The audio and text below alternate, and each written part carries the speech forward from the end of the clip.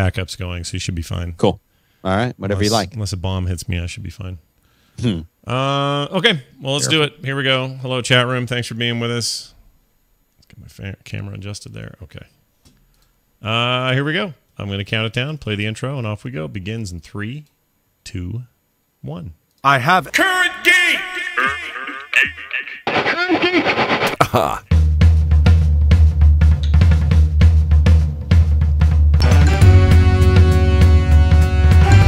Hello, everybody. Welcome back to Current Geek. This is Current Geek, the weekly proceedings of the meetings of the Frog Pants All-Stars. Geeks of the world and you to keep you current on all things that matter most. I'm Scott. That's Tom. Hi, Tom.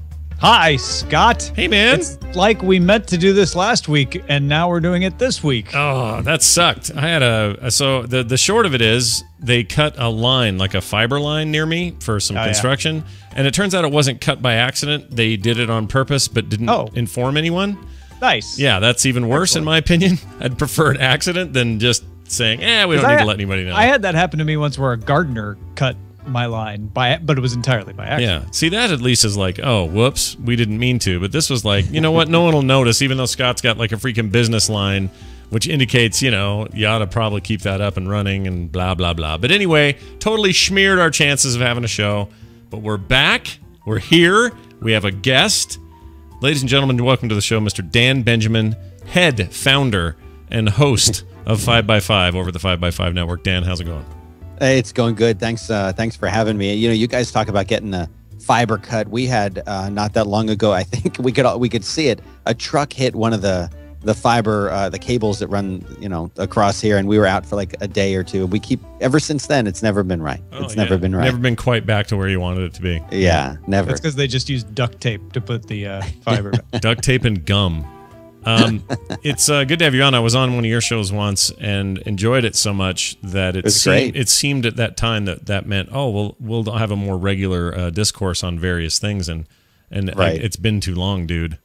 It has been way too long, and I'm glad to be here. Anytime. Always here for you. Well, always. Yeah, if folks in the Frog Pants land don't know 5x5.tv, you are missing out. Yeah, it's worth checking out. There and take a look. Yeah. No, you bring in excellent people to do quality shows. I admire everything you do, man. It's awesome. Yeah. Thanks. It's mutual. And Scott, we've never met, but Tom took me out to his favorite bar in Los Angeles and drove me around in his little car. It was very, very fun. A lot of fun. So little tiny car. Little tiny. It is tiny. It's really tiny. Yeah, it's pretty small. I like it. It's like a clown car with two podcasting clowns in it. It was a clown car with just 3 people in it. It really was.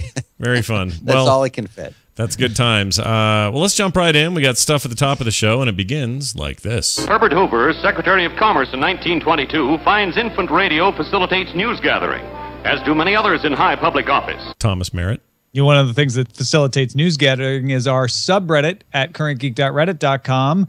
J.M. Bean already knows that because J.M. Bean submitted this story. Steven Spielberg will direct the Ready Player One movie being written by Zach Penn of X-Men and Avengers fame. Of course, Ernie Klein took the first stab. I bet he gets a credit on there somewhere as well. And it's Ernie Klein's book. Who's excited for a Spielberg ending to Ready Player One? Pretty exciting because, I mean, the big talk over the last few days has been Steven Spielberg is kind of an 80s icon himself. Not kind of, he totally is. And a lot of the references in that book come from Spielberg creations. And the idea that we're incepting this and having him direct it is pretty crazy. Like that is, that's your 80s director, and he's making a movie that is so 80s referential. It's almost painful. Danny, you a fan of the source material here, the book? No, I really am. And it's just, you were mentioning, Steven Spielberg, like when we think of the 80s, we think of, at least I think of like Spielberg movies, I think of all the stuff that he's done. And to get him on this is going to be so cool. I just, and it's almost in a way like you feel like he's coming out of retirement in a sense, because what has he done that's been in this kind of space in a long time? He's been doing very different films for a while. So this is pretty cool. Yeah. If anything, this ties 2 things together that he's known for. One is kind of that pop culture kind of referential stuff that we had in his early work, or at least his 80s body of work. But what he's done since then has been a little more dystopic, a little more serious, a little closer to, like people rip on AI, but I actually liked AI a lot. So I think he has an eye for some of that, and I think this is the perfect combination of those two talent bases, because he's got the pop culture end of it done, the sort of positive, optimistic side of the kind of work he does. But he can get pretty dystopic. He can do things with like AI and Minority Report that get a little bit dark, and this book gets a little dark. So, you know, maybe this is perhaps the perfect combination for him. The real question for me is, does he still have the chops to do something that's, you know, powerful and meaningful? Because you know, Crystal Skull was poo. It was just poo. Yeah, it was terrible. Yeah, and I don't want poo again. So I have real high hopes for this. Tom, I mean, I know you're excited about this. Yeah, it's funny. The thing about AI is pretty much that he was taking a Stanley Kubrick project and he turned it into a Spielberg project. And so people who like Spielberg love that movie. People who wanted a Kubrick movie hated that movie. Right. But Crystal Skull is more, I think, what you're afraid of happening. And in this case, I doubt that that's what's going to happen. Ready Player One just has enough Spielberg-like ways to go that he doesn't have to do anything to it. He doesn't have to invent anything. He's got a sandbox to play in, but I think you guys are right. It will be a good test of how much Spielberg is still Spielberg. How much can he still do when given something like explorative and fun that's classically in his wheelhouse from the 80s.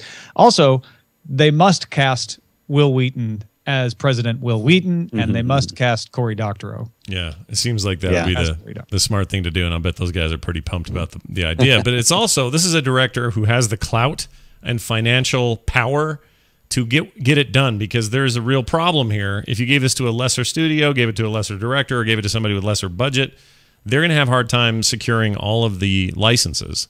And this book is chocked full of every possible reference to real licensable products. To get the permission to use a big chunk of these without having to make them fake is a real challenge. And I feel like, given that challenge, this is maybe our best bet at getting it done close to what the book did. Otherwise, I don't know how you do it. There's just too much in there. Our copyright laws today will just make it a quagmire, and they'll never get it done. So yeah, hopefully, Spielberg being Spielberg and having the guns he has, can pull this off. Very exciting. Yeah, the clearances person is going to earn their paycheck. Yep. Put it that way. Light Owl let us know that the Unity developer Eric Royston Ross recreated the first level of Super Mario 64 in HD. Ross built the level to show off his custom character controller code. And of course, Nintendo, speaking of copyright law, swiftly sent a copyright infringement notice, and he had to take it down. But you can find the details and a video of it at roystonross.wordpress.com/super-mario-64-HD. So here's my thinking. Of course they came after him, because we're talking about, he reconstructed Mario from geometry code taken from Super Mario Galaxy, that particular series of 2 games. Recreated a lot of the other stuff himself, but they're clearly iconic. It's coin boxes, and it's creatures and characters and Goombas and stuff that are from the Mario universe. I mean, he basically wholesale lifted this stuff from Nintendo. It is a case of I would be shocked if Nintendo did nothing, because this is a case where you're literally taking their IP and you're making potentially a free game out of it and putting it up online, where they have incentive to sell this thing in virtual console form for, a little bit of money on the Wii U, like they've just announced this week. So for me, people who are surprised or acting like this is some draconian measure by Nintendo, I think they're pushing it, because of course they did. And anybody would. If this was a Portal remake in a browser using Unity, Valve would go after those guys. Everybody would go after their stuff, because this is their IP. So I'm not surprised at all that this all got shut down, but I am impressed with what he pulled off, I guess. It's pretty cool. I just got to say, I totally agree with you. I think Nintendo should have done exactly what they did. I don't think that that's a surprise to anybody, like you're saying. I totally agree. This is, even if they decide to do nothing with it, it's not like this is something they open sourced and said, hey, everyone have at it, go crazy. There was just something that came out, and I'm looking to see if I have it in the notes, because I talked about it a day or two ago. But there was somebody has been working for years to improve the quality of, is it Half-Life 2's entire like game? Yeah, graphic stuff like additional bump mapping and lighting and all that right. stuff. Yeah. And it looks really, really good. And that's okay because this is, apparently it's released through Steam. It's a modded thing. It's new, but this is a completely different situation with what they're doing with Nintendo's pride and joy Mario, right? Yeah. Part of the problem, I think, is that Nintendo is so traditionally closed-minded when it comes to anybody messing with their products or doing anything with their IPs. And they were the ones that have gone after YouTubers and saying, look, you can't just broadcast our gameplay. We want a piece of that. So they're already kind of, that spotlight is on them. And in those cases, I do think they're being weird and they don't get the way the internet works and they don't understand the inherent value in people streaming their stuff all day. That actually means real sales. It's been proven time and time again. So yeah, they're a little backwards on that stuff, but taking their characters, taking their models, building this thing, out of Unity is just a little bit a stone too far. So as much as I wish Nintendo was more open, but this is a case where I'm not surprised. They're not. It's funny. I think over the years, maybe as people are getting older and creating more intellectual property, or maybe it's just getting tired of fighting about it. But I feel like some of the rage has boiled off against copyright law. And me in 1999 would have been incensed about this. And I'm still trying to take the part of me that says, you know what, though? Why shouldn't someone be able to take an almost 40-year-old property and play around with it? I mean, I know they can't, right? So I'm not surprised Nintendo clamped down on them. And this guy, Eric Royston Ross, wasn't trying to make a buck off this. He wasn't surprised either. He's like, I kind of figured this would happen, but I just wanted to make sure people saw what I could do. However, it does demonstrate the break on innovation that long-term copyright protection provides. Now, maybe very rightfully you could argue that, yes, but the upside is better, right? But this is when people argue for limited-term copyrights, this is what they're arguing, is that Eric Royston Ross should be able to take something that's nearly half a century old and mess around with it to show how you can do something new.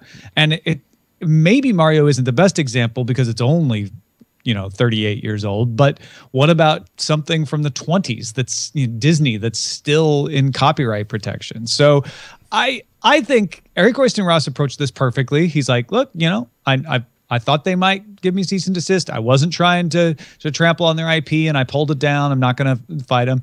And on the other hand, I think Nintendo could have handled it in a way that would have gotten them some positivity, right? If they had said, hey, Eric Royston Ross, let's work with you. Let's give you a special limited license, and we're going to host it on Nintendo.com, and it's going to have a limited run, et cetera, et cetera, et cetera. They could have won a ton of goodwill. That's not what Nintendo did. This is where they screwed up, absolutely. And in fairness to Nintendo, this particular recreation, N64's version of Mario 64, which is a seminal moment in games, that was just 1996. And so you could argue, okay, well, there's a 40-year-old, Mario was 40 years old, but Mario 2 is 38 years old, and Mario 3 is 32 years old. And, they've been making Mario games all the way up till current. Right now, you can go buy a brand new Wii U game, Super Mario 3D World, which is a fantastic game, by the way, that's still using these characters and stuff. If this was some old, dead, I don't know, let's say Tempest. Oh, like Mickey Mouse, more than 100 years old? That's a good point. Yeah, look, I totally agree with you. I think the Dickens family is being ripped off. That their works are, their father, grandfather, great-grandfather's works are in public domain. Yeah. It's wrong. It's a real yank, isn't it, to those guys? Yeah, you're not wrong. And it would have gone a long way for them to say, look, let's do something cool together. Because basically what Dan said about the Half-Life 2 thing, that is exactly what Valve did. Valve said, oh, you're making this totally rad update graphically to what things look like. It makes it look like a newer generation game. We're now not only going to say that's cool, but we are going to support you, and let's put it up for free on Steam. Like they do think in forward ways that way when it comes to stuff like this.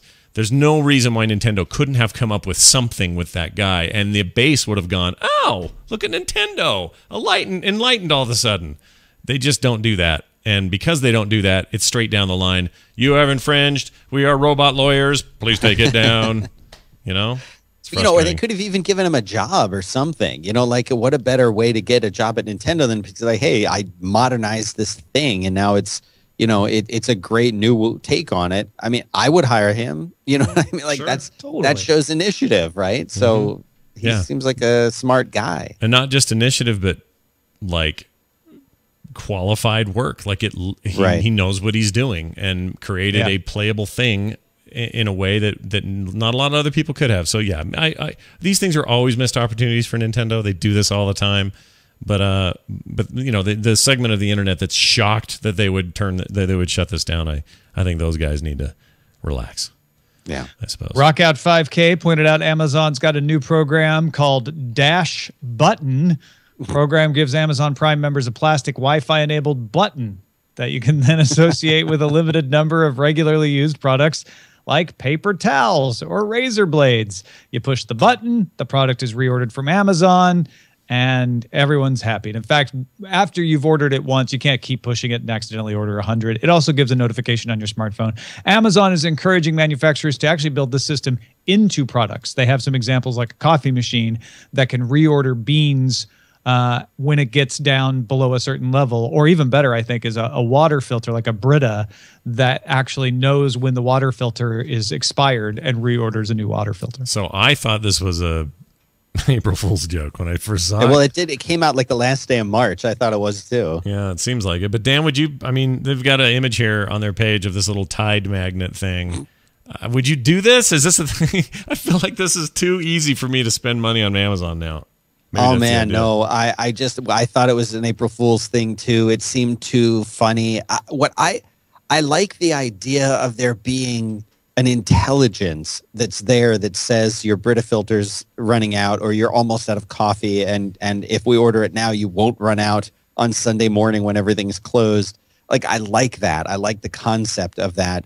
I don't like that you have to get a different one for all the different products. It feels like everything that I don't like about product placement in a movie or a TV show, I don't like about this. It feels like product placement with little advertisements that stick on the walls and appliances of your house, and that just rubs me the wrong way for some reason. I wonder if there's I don't know if there's a way to do this, but it would be kind of cool if they made one of these little dongles where it had multiple products tied to it. So you could click it once and it would be, I don't know, you could assign the 10 things you need the most of.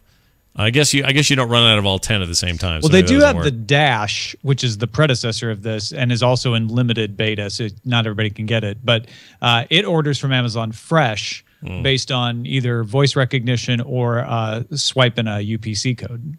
Now, what if I want to buy, there's a product called Dash. What if I want to buy Dash with Amazon Dash? Then So what? you hook your Dash button up to the Dash, put it on your Dash, so when you get in the car, you can order a new Dash. Can I watch The Incredibles and say that my favorite character is Dash? Is that all right Yeah. too? Okay. Yeah, I just want to throw in and say I like the idea, but for me, like this would be it would be better if my coffee maker could talk to my phone and alert me on the phone and say, hey, we're almost out, and I could buy it right there. Like that to me feels more natural than putting up the little sticky things around everything around my house. There's enough grabbing my attention in the house already that I don't want that. Yeah, especially with the logos on them. I think you're right about that. Like, I don't want a big Tide logo, especially because I'm allergic to Tide, in my laundry area that I have to look at every time. Are you really allergic to Tide? Hold on. Is that true? Wow. That's weird. Okay. You're not the only person I've heard. And the other thing that sticks to me is the stickiness of these things. Like, what if I switch from Tide to Bounty or something later?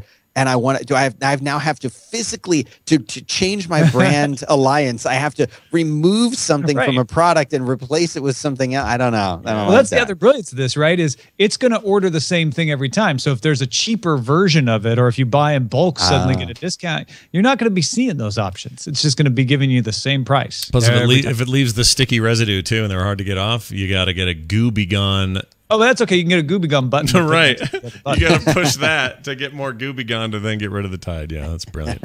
I don't know. It's a weird deal, and I'm still not 100. Like, my brain knows that this is real. This is a product, but part of me still thinks it's April Fool's, and I'm a little shocked that it's real. But whatever. There's always a few of those every year, right? I would kind of use the Gillette one, I have to say. Well, you don't shave very often though. I guess you do. I know. I only order it every like 20 months though. So. Yeah. Star Fury Zeta sent us the news that Adam West and Burt Ward confirmed that they will be involved in a new Batman animated feature film. Kerblup!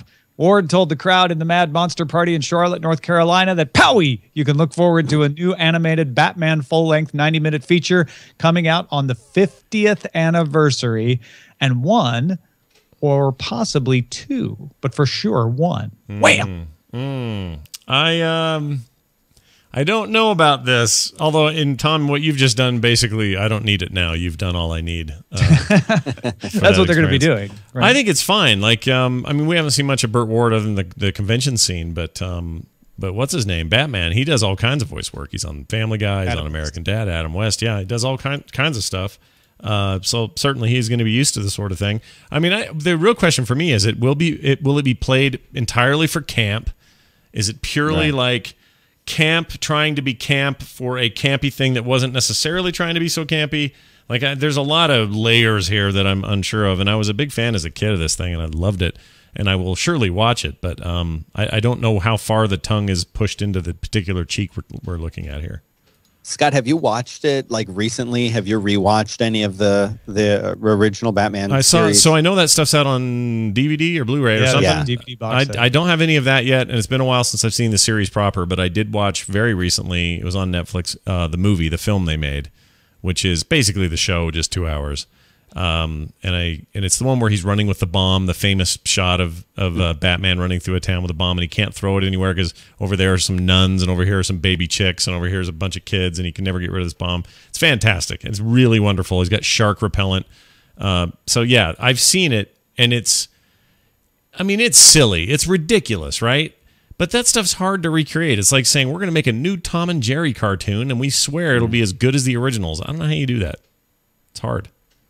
Maybe yeah, impossible. and I don't know if it's necessary in a weird way. Like I've been going through and finding stuff that when I was a kid I thought was absolutely the coolest thing in the whole world and like totally amazing. Speed Racer cartoons, Ultraman, the original Batman. And I watch them now, and like my kids are completely inundated with modern stuff. They watch TV. They're used to all of the stuff that is on TV now. And it's always fascinating to me what they find interesting and what they don't find interesting. Mm-hmm. And I'm not necessarily using them as a test of whether I should still like it or not. But, it just surprises me how often I think something that was so amazing when I was a kid just doesn't quite hold up the way I was hoping that it would or thought that it did when I see it in 2015. For me, that is Land of the Lost. When I was a kid, I thought that was just hard-hitting, amazing science fiction and time travel. Amazing effects. Oh, my gosh. Now it's all zippers. It's terrible. It's the worst thing ever made. And part of me still loves it because it's bad. But this is a case where we know Batman 66 is bad. We know it's bad. Yeah. This is just going to prove that you can't create camp in a bottle. I mean, you have to. Some of that stuff has to just happen, and I'm not sure they can, do that twice. I think it'll be a celebration. Do you? Yeah. Or a horrible embarrassment. Everyone else is dead, by the way. All the villains, all the other characters in that show. I think. Well, good. Batman prevailed. Lee Merriweather, I think, might still be with us. I think, but none of the other, like Cesar Romero and Burgess Meredith and all those guys gone. Right. That's it. So I guess get it in while you can, man. Let's just hope Burt Ward and Adam West make it to the end of the recording. Captain Kipper let us know that Maisie Williams, who plays Arya Stark on Game of Thrones, will appear in an upcoming episode of Doctor Who, set to air this autumn as part of the new season. Not a lot of details on who she'll play, but showrunner Stephen Moffat did say she is going to challenge the Doctor in very unexpected ways. Shocker. This time, he might just be out of his depth. And we know Maisie is going to give him exactly the right sort of hell. I don't know why I turned into a newsreel voice when I was quoting Stephen Moffat there. It's hard not to. The language on his statement is ridiculous. Yeah, he didn't really say much other than like, she'll be interesting. So villain, Dan, villain or not villain? What do you think? I don't know. I think villain just because she's not a villain anywhere else right now. I really don't know. I'm kind of interested to see this. Doctor Who's been on such a roll recently, and I'm not myself like I had, the Fourth Doctor is my doctor, and really, to be honest, since then I haven't watched it very much, and I know I'm missing out because every single living human whose opinion I respect is like, Dan, you're missing out. You need to watch. So maybe this will be what brings me to the show again, since Tom Baker left. I constantly get crap on this show and elsewhere for not keeping up with it. So I'm with you. I totally am in the same boat. I know I should be. It seems like I'm missing out on a thing that's certainly right up my alley, but for whatever reason, maybe it's because I just feel like there's so much of it, even just the modern Eccleston forward stuff, that it will just be there for me. And like I've talked about with Tom before, it's like anything on Netflix, like House of Cards, I haven't seen a single minute of yet. I know I want to. I know it's totally something I'm going to love, but because I know it's always going to be there now, I'm slow to get to it. And I don't know what that is with me. It's really weird. Anyway, this sort of meandering quote from Stephen Moffat aside, Stephen Moffat makes great stuff. I mean, you guys have both seen Sherlock, right? Oh, yeah. Really good. So I feel like he's a good judge. Maisie Williams is fantastic. One of the reasons I already loved Arya in the books, but one of the reasons she's my favorite character on Game of Thrones is because of her portrayal. So hopefully it gives her something she can sink her teeth into. And I am looking forward to this upcoming season. I'm glad that Jenna Coleman's coming back. Clara, she's divisive. A lot of people don't like her, but she's been one of my favorites. So I am looking forward to it. I'm going to press the Doctor Who button. That's exactly the right sort of hell they're going to bring. That's good. Yeah. Yeah. Meanwhile, there's a new music service. I'm sure you gents have heard about Jay-Z's Tidal, which is owned by not only Jay-Z, but 17 other music artists, and mostly by SoftBank. Tidal plans to offer limited time exclusives of new releases from artists at around a week in advance of other services. Apple-owned Beats Jimmy Iovine has already been trying to steal artists from Tidal, according to Jay-Z, and Jay-Z's like, I wouldn't expect anything less. It's, it's who he is. So the question is, Tidal gonna change the tide for streaming services, or is everybody still gonna give their money to Spotify? I don't know. I really like RDO. I've been a fan forever, and I think Spotify is fine.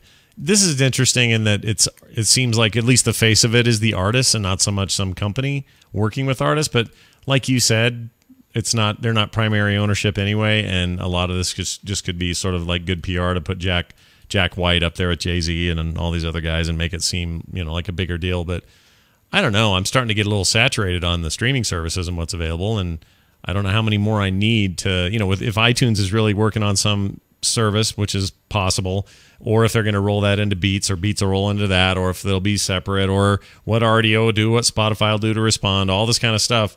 At the end of the day, I just feel like I have too many choices and I don't know who to go with. I've been talking about this all week on my show because I think this is really interesting. It's very interesting to me because the streaming music, my kids are growing up in a world where, we grew up with, I think the three of us grew up with vinyl, right? And then we had 8-track for a little while, and then we had cassette tapes for most of the time. And, and then we had CDs. And now the idea of having anything physically, even the idea of like getting an iPod and using that to carry your music around to get it somewhere. Like our kids don't have that concept. The music is just, it's up there in the sky somewhere, and they don't need to worry about that. They play it on whatever device happens to be in front of them, computer, iPad, Android, whatever. Mm-hmm. So streaming music is obviously the thing. The one thing that I think Tidal has going for it, maybe, is that the way that you get at least there's the impression that you're somehow more directly supporting the artists that are a part of it, in that, if you sign up for like the high definition version for $20 a month, which I don't know anyone that would do that, but if you do, then the artists get twice the royalties of the $10 a month subscription. I don't know. I'm just going to stick with Spotify and keep using it because that's what I like. That's what's on my devices. And I do pay $10 a month for that. So I get it without the ads, and I can download it to my phone and listen offline or not use bandwidth charges. Like, that's an infrastructure that already exists. If Apple comes out with something that's comparable to that, sure, I would consider just switching over to Apple because it's just a monthly subscription. I don't have much invested in Spotify. And I feel like that's the weakness of these competing services out there is, what would it get me to switch to Apple's? Well, make it $1 less and give me the same stuff. Like I have no investment. Whereas to switch over from like, you know, Amazon Video to switch away from iTunes, I'd have to rebuy all of that content for videos, you know, all the movies that I bought over the years. There's nothing holding me to Spotify. There would be nothing holding me to Tidal and anything else out there. And I think that's the one hook that's missing from these streaming services is, why is Spotify better than Tidal? Well, what's Tidal's app going to look like? What's the Apple Beats app going to look like? I'll just go with whichever one I like better that day. Yeah. I'll tell you a weird side effect of all of this, or a weird thing that people aren't accounting for. Maybe Google is, and they're figuring something out. But it's weird. My kids, so they both have phones now, smartphones, and they're in their teens. One's 14, one's 17, and they listen to YouTube music. They don't watch it.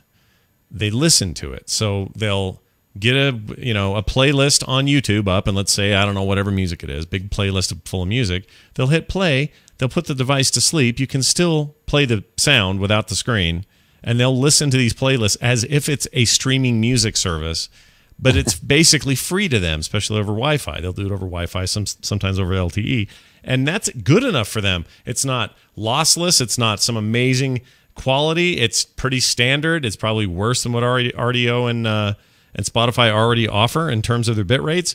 It's just convenient, and it's there, and they know it, and it's already a place they spend a ton of other time for their video content.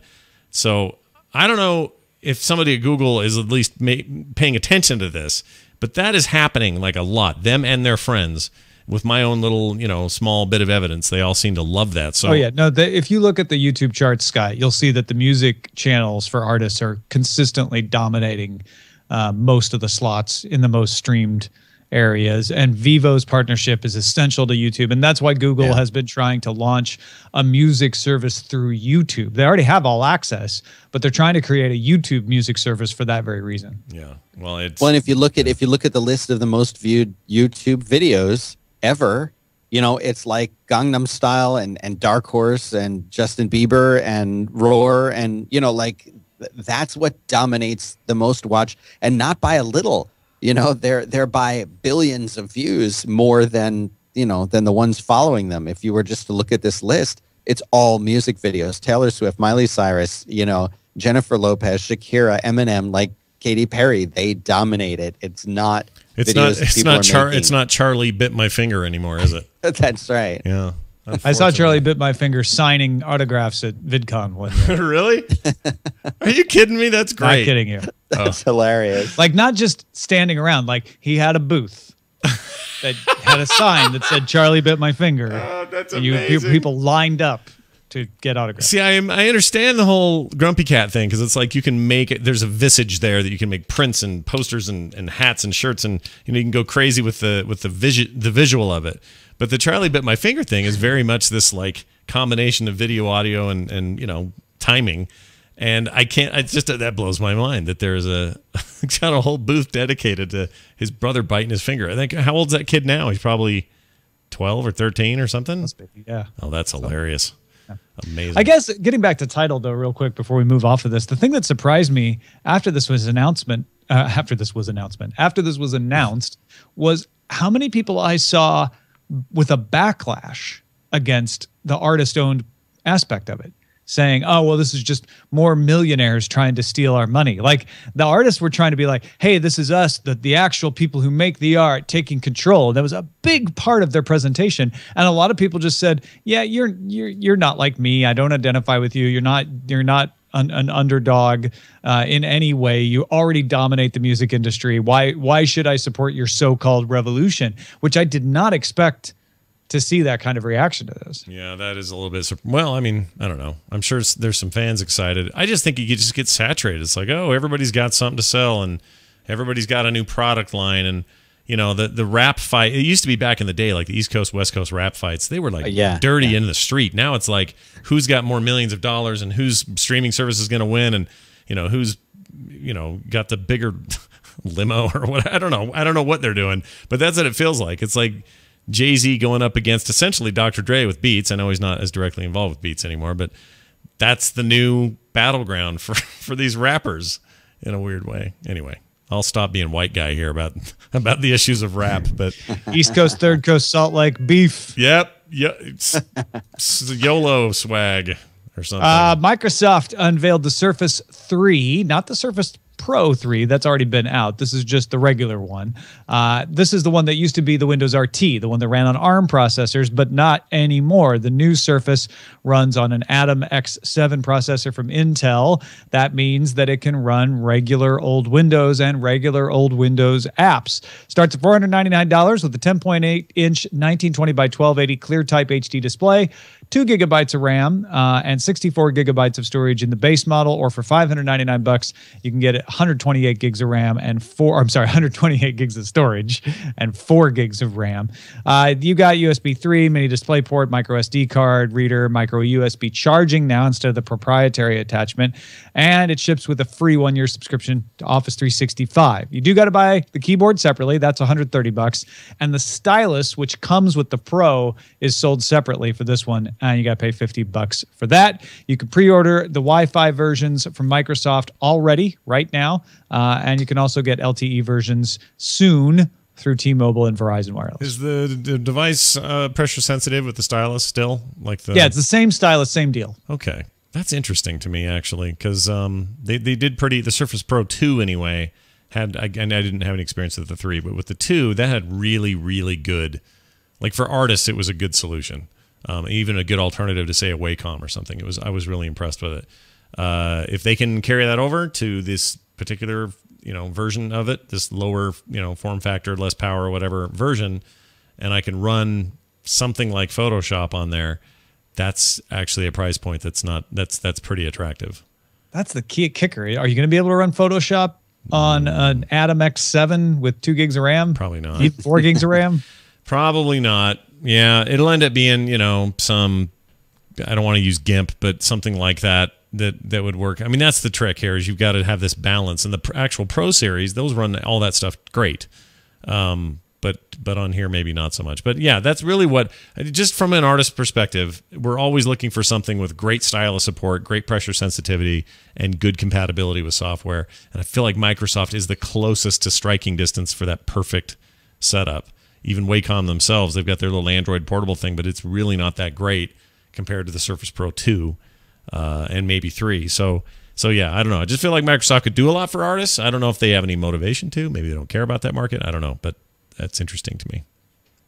What do you think, Dan? You want one? It's outside of my wheelhouse totally. I don't really own any Microsoft products. So we've got an Xbox, and that's about it. And as far as tablets, I used to be really gung-ho with the whole tablet thing. I used to use my iPad Air constantly, and just progressively I've used it less and less and less. And I'm squarely in the Apple camp when it comes to devices and portables and stuff. I still do use Android, and I like Android tablets and phones, but for something that kind of crosses over into that computer-ish space, I just can't. I've used the Surface and the Surface Pro in the Microsoft Store, and it just has I've never connected with it in a way that I really wish that I would. But I can totally see for people who are looking for that kind of, I want a tablet, I want to draw on something, and I want it to work in a way that makes sense.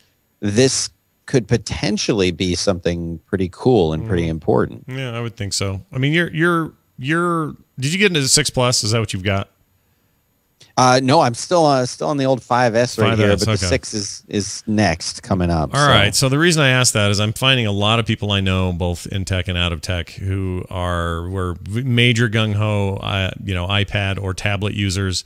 Even on the Android side, they were big on Nexus 7 and all that kind of stuff. And then comes, the Note, or in this case, the iPhone 6 Plus.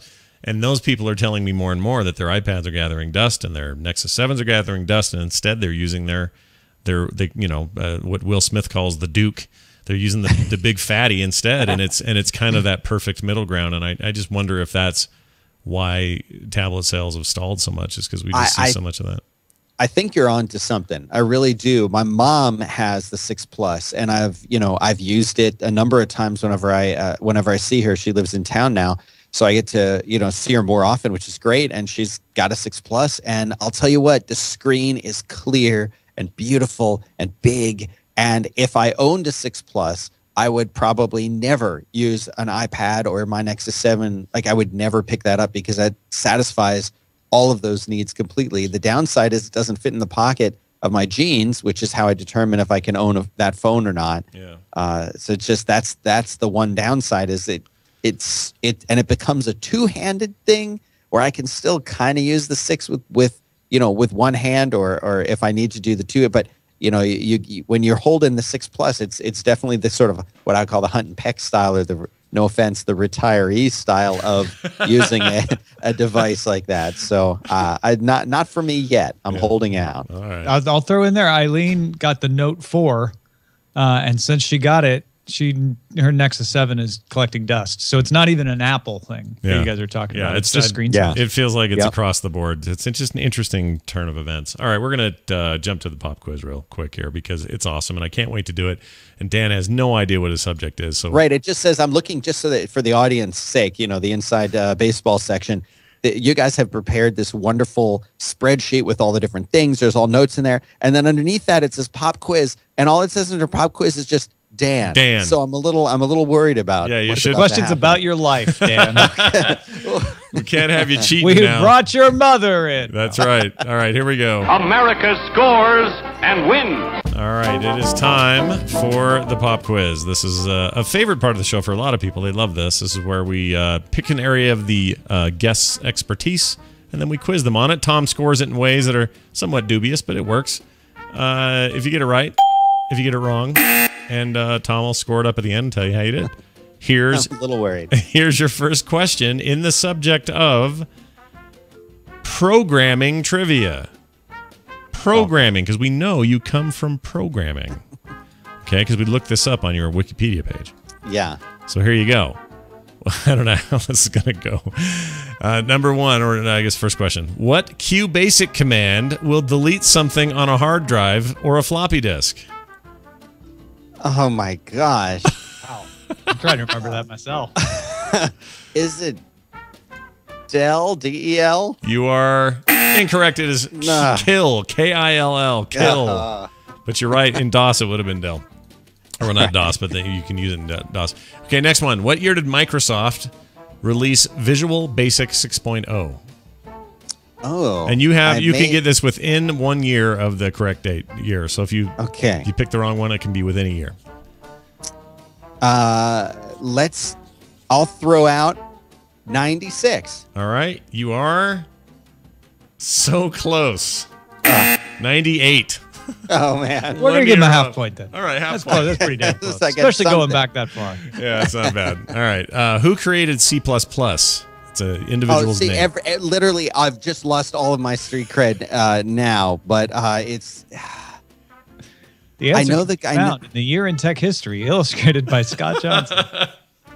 Oh, man. And I can't remember it either, by the way, just in case you're wondering. Yeah, it's a hard I know that it's one of those guys from another country. Yep. And it's not Bjork, but it's something like a Bjork or a Yannig or a... You are so close. I'm going to give... Tom may want to give percentage points on this. It's not Bjork. She didn't do it's that. It's Bjarne Stroustrup. But you're really close. Okay, we're going to give him 0.3 of a point. All right. I like it. Because he got, that many letters. It's like Bjork. I can picture that book. Could you picture the book, too? Yes. Yes, I can picture the white the book with the blue lettering. Oh, that's funny. Even I can picture that. What is the often and first... I don't know what that means. What is the often, or what is, I think he means, what is often the first program tutorial in programming books? Hello World. You are correct. Nicely done. Okay, I got one. Gotcha one. All right, next up. What is the name of the mascot for Java? The name of the mascot for Java. I will give you a small hint. I used the term earlier for something else. Today, meaning. The little guy with the red nose. That's the guy. Duke. Oh my gosh. You got it right. Yes. Okay. Nice. I'm on a roll. Bonus for that one. Yeah. That's crazy. That's amazing. Okay. Nicely done. Next up. What version of MS-DOS had QBasic built right in? I remember this. Weirdly. Is this a trick question? Was it not the first version? Nope. I'll give you that. You mean for development or for execution? Well, that's a good question. Okay. because all DOS could run QBasic. That's true. You know what? We're gonna amend this and say for use as a language to program within DOS, so that you could boot up in DOS and you could type BASIC and it would launch the BASIC compiler. Because I started coding in QBasic because the compiler it was there. DOS. How about I'm flipping between 3 and 4. But I'll say 3. All right, let's find out. Nope, 5. 5.0 or later. Ask me some SunOS 412 commands or something. Oh my gosh, they'll scare me. Okay, next up, what year did the Perl programming language first appear? This surprised me. I didn't know it was this old. Which is kind of I definitely think it's in the 70s. 79. 1987. Woo! Oh man, I was surprised by that. I thought that was older than it was. I'm way off. Okay, finally, last question. Who developed Turbo Pascal? I used Turbo Pascal. Turbo Pascal is the second programming language that I learned, and I started using it with Turbo Pascal 3, and I was a sophomore in high school when I started using it, and I don't have any idea who wrote it. Here's the answer. Whoops. Felipe Kahn. Nah, never would have got that one. Also, great Star Trek reference, I suppose. All right, those are your questions, Tom. Sum it up. I did terribly. I don't think you did that bad. Ending up under the rules, the very complex rules of our scoring, you ended up with a very respectable 3.4. That's not bad. That's respectable? Yeah, compared to, dude, we do this to everybody. They all get the horrible questions. At least I got Duke. I'm pretty proud that I got Duke. That was the one thing. Duke is really good. And that Bjorn one was impressive.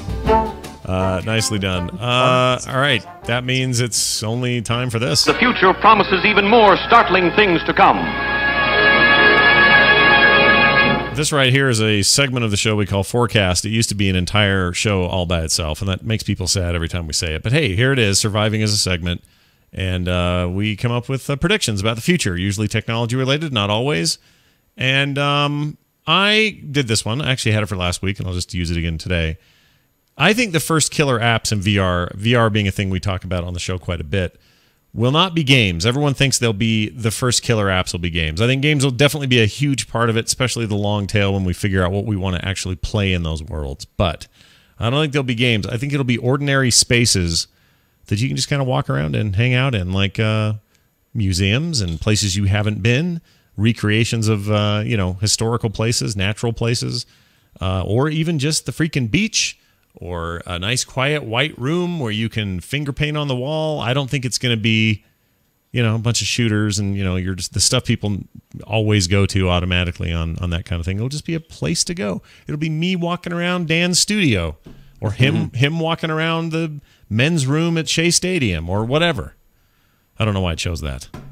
But any thoughts? Am I up in the night here? What do you guys think? Big Mets fan, Scott Johnson. Yeah. But what do you think? Is that Dan? What do you want to do with VR when it comes? It's my first exposure to VR came from that movie with Michael Douglas and Demi Moore, where she was his boss, and I can't remember the name of it. Oh crap! Indecent Proposal. No, it's like that though. It's Oh shoot! I'll look it up while you're telling me. Strange Days? No. Where and most of it just shows it sort of shows him with the big goggles on, just sort of moving around the room like this. I think there's so much potential for virtual reality, for augmented reality.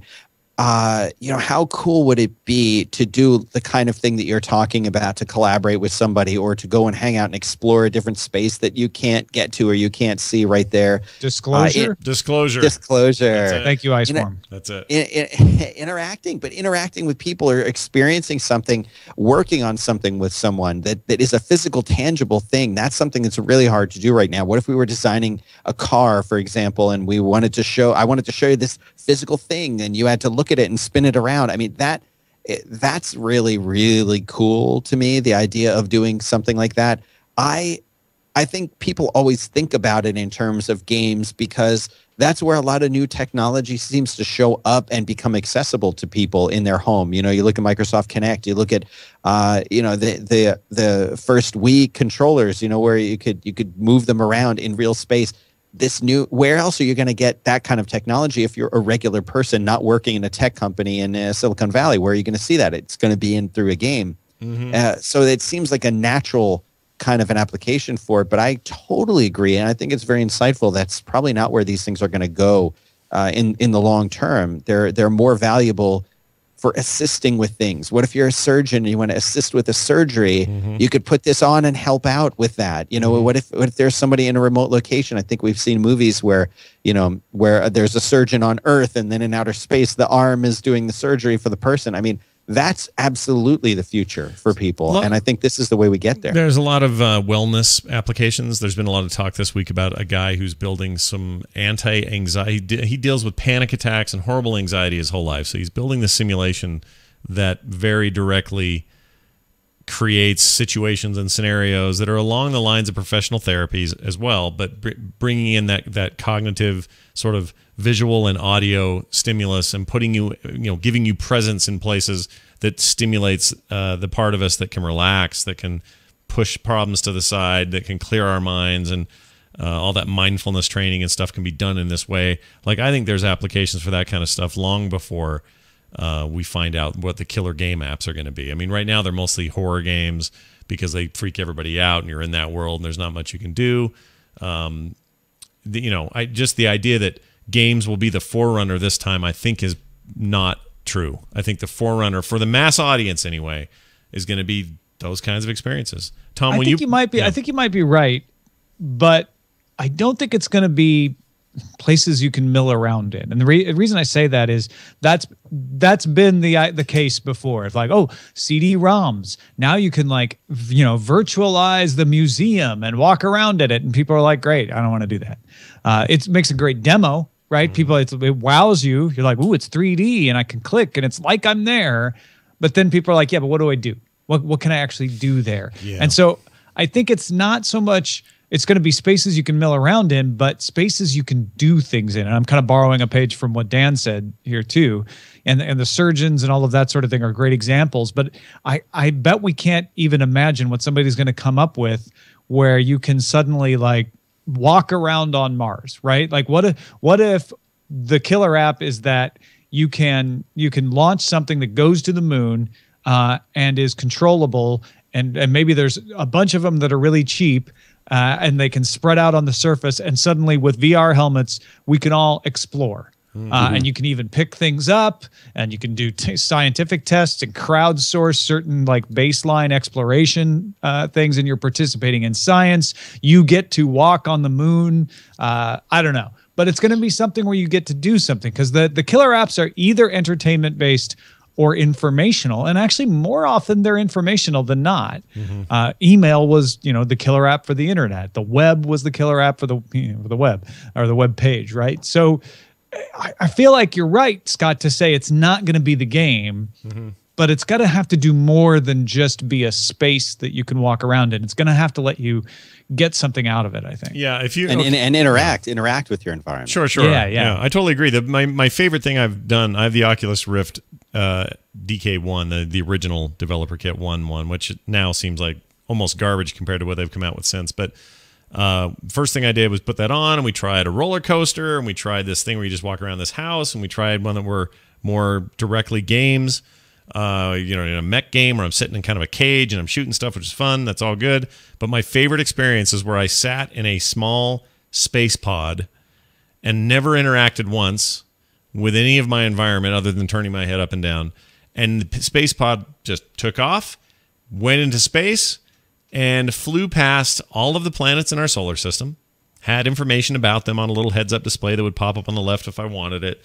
I felt like I was kind of disembodied because I could look all around. It was very kind of disorienting, but very close-up shot of Venus, and then here's Saturn, and here we are inside of the actual asteroids that make up the rings of Saturn, and now we're going to get real close to a red dwarf. What does that even look like? And it flew me from, our moon to the Earth all the way through to our sun, and then everything that's bigger than our sun all the way to the biggest known object in space. And that was the most engrossing thing I've seen in VR. So my thinking is, it's not a thing I'm going to do twice necessarily, right? Like, I'm not going to put the helmet on and go, all right, second time through. Like a game, you have this reason to keep coming back. And in Tom's case, like interactive environments probably have more reason to come back. But these one-offs are still pretty special. So I don't know. I hope it's a mix and a balance of those things. Well, yeah, and I think you nailed it. There are things like that already where you can do exactly that in a website. And when those first launched, they were amazing. Like, I can go to the moon and travel around, and of course, it's going to be even better in VR. But the repeatability isn't there. So those things are going to be the kind of stuff that show people the possibilities and wow them. But whatever can be repeatable is what's going to become the killer app. Yep, and we won't even talk about what the porn industry thinks about VR because we know something's coming there. That's always when you know something succeeds is because of porn. Then it'll win. And then it'll win. The format war will be over. Anyway, there's your forecast. If you guys have your own ideas, you can email us or call us. Hey, look at this. We have an email and a call way to email us and call us, currentgeek@gmail.com, or you can call us 801-471-0462. We got an email this week. It says, Dear Tom, Scott, and guest and whatnot. I guess you're both a guest and whatnot, Dan. Yeah, I'm glad to be here. Take that and wear it proudly. It says here, Jeremy here, and I was wondering if you guys could give me your most favorite Star Wars movie down to your least favorite. Thanks, and keep up the great show going, Jeremy C. Well, Jeremy, so there's like an official list, right? Like there's not official, but there's a list of there's an order of Star Wars films that is the machete order. Is that what you're talking about? And it's largely assumed or accepted that it's accurate in terms of its best to least best. But I don't think mine actually matches it. So here's mine. Well, the machete order is for viewing. I don't know if it's best. Yeah, good point. Good, you're right. Well, for me, it goes Empire, Strikes Back, New Hope. What was the third one with Hayden Christensen? Revenge of the Sith. Revenge of the Sith. Then the Muppet one. Oh, I'm sorry. Return of the Jedi, the Muppet movie. I loved it as a kid, don't get me wrong, but now I think it has problems. There's that one, then it goes 2, and then 1. 1 is the least favorite on my list. Do you guys part from that? I'm not that far off from you. I actually start with Star Wars, and I don't want to call it A New Hope. I mean freaking Star Wars with what it was called when it came out. All right. Then Empire Strikes Back. Then I'll say Return of the Jedi. I still like the Muppet movie better than Revenge of the Sith, but they're very close. Yeah. So I can see inverting them. And then Clones and then Phantom Menace. Yeah. So pretty close. Dan, do you have a preference? Mine again is a little bit different. I totally agree. Empire is first and will always be first. For me, then, if I can agree to call it A New Hope because that's how my kids are learning what to call these movies. That's my number 2. And you know, number 3, even though there were a lot of Muppets in it, I still, for me, the first 3 movies that I saw are in my top 3 and have to be in the top 3, even though it had Muppets. You know, Return is for me the number 3. I will then go to Revenge of the Sith after that, and then the other 2 are just I couldn't tell you which one was which. I don't think that it matters. Yeah. Phantom I don't Menace even care. Is the one that had pod racing and an annoying little kid. And I apologize to the actor who played him, who was perfectly fine. Yeah, no one likes that one. And that two-headed race announcer thing was terrible. Everything about that movie is terrible. That's gotta hurt. That's terrible. It made for some fun games on the iPad, but that's about it. Tell me though, if you go watch the Muppety Return of the Jedi, tell me, even with his updated like CGI stuff, tell me you don't groan when freaking Chewbacca swings on a vine during the Battle of Endor and does the Tarzan. I know. Gosh, dang it. So bad. That's so bad, dude. It just makes me sad. There's some sad. really good stuff on Tatooine. There's some amazing stuff in the Death Star. And I think there's more amazing things in Return of the Jedi than Revenge of the Sith. Just barely. Yeah, you're probably right. If I'm to, you know what, truth, okay? Because Jabba the Hutt, I think the whole Jabba the Hutt thing is great. Like, I love the idea of an intergalactic freaking mob boss. I love that stuff. I love Desert Planet, no matter what movie you're in. Like, there's a lot to like. Sarlacc Pit, that stuff's great. Gold Bikini, can't go wrong. It's just too many puppets. That's all. There are a lot of puppets, and I hate the CGI stuff. I totally hate the CGI stuff. I mean, and like when my kids are watching it, I'll tell them, let's say, now, this is the part that was added, and this isn't what it used to look like, you know. And they'll say, what did it look like? And I'll say, well, there was no beak, and there were no little tentacles flipping out quite the way you see them flipping out now. And they'll be like, oh, well, that's kind of cool. Yeah, they're like, that's why wasn't that there? Like, well, they couldn't do those effects back then. And there was some talk from Disney that they were going to poop out a straight up conversion of the old one, and I don't know if any of that's been founded as more than rumor, but that'd be great. Then we could show our kids the way we saw it. And they'll be like, wow, I like the new one better. They probably would. They probably would. They probably would. No, I know they would. Yeah. I know they would. Well, at least Empire hardly changed. There was very little tweaking on that thing. I think they put a couple of windows. More rocks. Yeah, it was nothing. Piece of cake. Good stuff. Thank you, Jeremy C. If you guys would like to send your own in, again, numbers 801-471-0462 or currentgeek@gmail.com. That's the show. Dan, tell people where they can find more Dan Benjamin. It seems obvious, but go ahead anyway. Well, thanks. 5x5.tv has most, if not all the shows that I do are there. I'm at Dan Benjamin on Twitter, and I guess the kick that I've been on recently, I've got a new show that I'm doing in following in both of your footsteps, doing a daily show that I've been trying out, and I would love for people to go and check that out. But I'm so happy to be here, guys, and I really appreciate it. Admire both of you so much. So thanks for having me. Thanks, man. Feelings mutual for sure. Definitely. Yeah, I feel like we're all cut from the same weird cloth, and it's good to get us all together occasionally. Tom, you got anything to announce? Say? No, just same old, TomMerritt.com, DailyTechNewsShow.com, CordKillers.com, and SwordandLaser.com. Yeah, there's a lot going on. .com. I do have a good Nerdtacular news. It's already out there in the wild, but if you haven't heard, Nerdtacular 2015 will feature some wonderful guests, some people that are just now committed to go. Just previous to that, we knew already that Chris Metzen from Blizzard Entertainment and his wonderful wife, Kat Metzen, are coming, and I cannot wait to have them there. They're going to be on some panels and hang out, and they're really just, they're coming because they want to come because it's fun, not because we begged them, I promise, but they're going to be wonderful there. And also Jeff Canada, Anthony Carboni, they're coming. They'll do a live We Have Concerns, which will be great. Just a great bunch of guests, and then Tom and Veronica and me and Brian Ibbett and Scott Fletcher and Steven Schleicher and everyone you loved, Patrick, the Terpster, all of them, they're all coming to Salt Lake City that weekend. So nerdtacular.com for details. Still a couple of straggler tickets available, but not many. So if you were waiting to the last minute, you may want to hurry up and get those. And they're cheap. That's the other thing. People are like, wait, do I get the whole thing for just this one ticket? Yeah, you get the whole thing for one ticket. They're cheap. That's the whole point of it. We're just trying to have fun community stuff. We're not trying to, make a ton of money because we don't. We will put out a remastered, graphically enhanced version later. Yeah, and only for rich people. We'll get that. Yeah. That's going to do it for us. Thanks for being here, everybody. Our theme was made by Andrew Allen. I never give him enough credit for that. Go to currentgeek.com for all our subscription info. On Twitter, Ace to Tech, Scott Johnson, Dan Benjamin, Current Geek, also currentgeek.com. It's going to do it for us. Thanks for being here. We'll see you next time.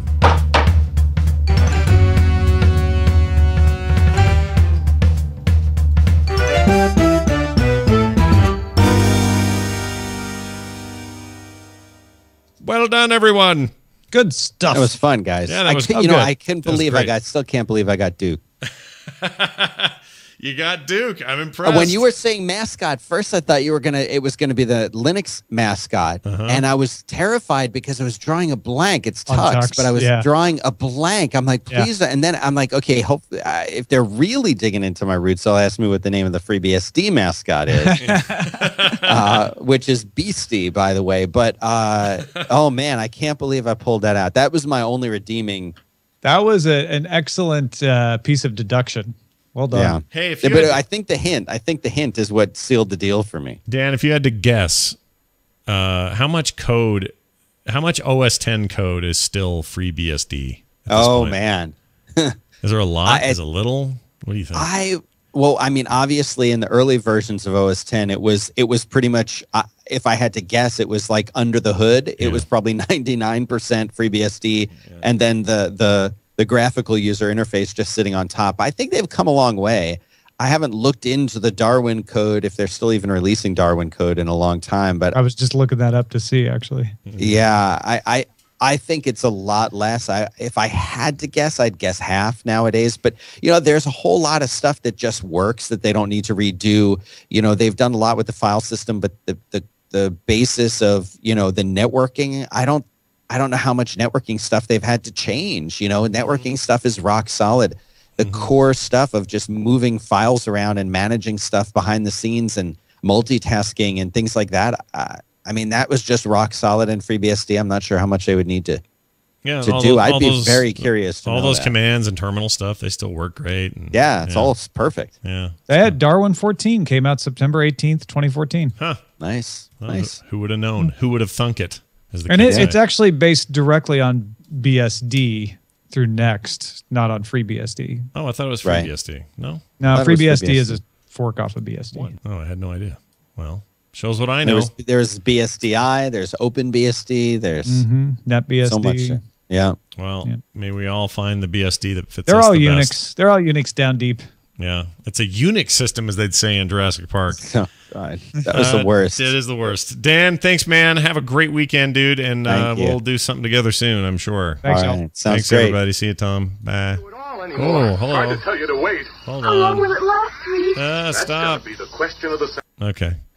Thanks, everyone. We'll see you soon. May your Christmases be white or whatever. Talk to you later.